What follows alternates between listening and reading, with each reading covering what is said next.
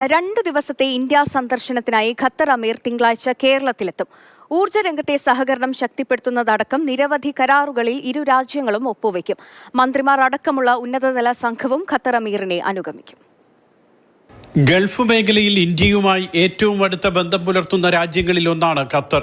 ഇന്ത്യയ്ക്ക് ആവശ്യമായ ദ്രവീകൃത പ്രകൃതിവാതകത്തിന്റെ 48% നൽകുന്ന രാജ്യം.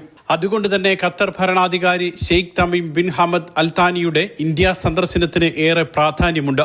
ഊർജ്ജ മേഖലയിൽ ഇന്ത്യയ്ക്ക് ആവശ്യമായ സഹകരണം ഖത്തറിന്റെ ഭാഗത്തുനിന്നും ഉണ്ടാകുന്ന കരാറിൽ ഇരു രാജ്യങ്ങളും തമ്മിൽ ഒപ്പുവയ്ക്കും.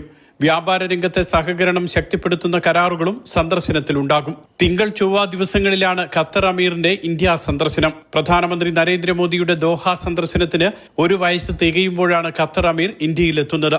കഴിഞ്ഞ വർഷം ഫെബ്രുവരി 14-നായിരുന്നു നരേന്ദ്രമോദിയുടെ ദോഹ സന്ദർശനം. മാത്രമല്ല, ചാരപ്രവർത്തനം ആരോപിച്ച് വധശിക്ഷയ്ക്ക് വിധിക്കപ്പെട്ട 8 മുൻ ഇന്ത്യൻ നാവികസേനാ ഉദ്യോഗസ്ഥരെ മോചിപ്പിച്ചതും കഴിഞ്ഞ വർഷമാണ്. 8 ലക്ഷത്തോളം ഇന്ത്യക്കാരാണ് ഖത്തറിലുള്ളത്.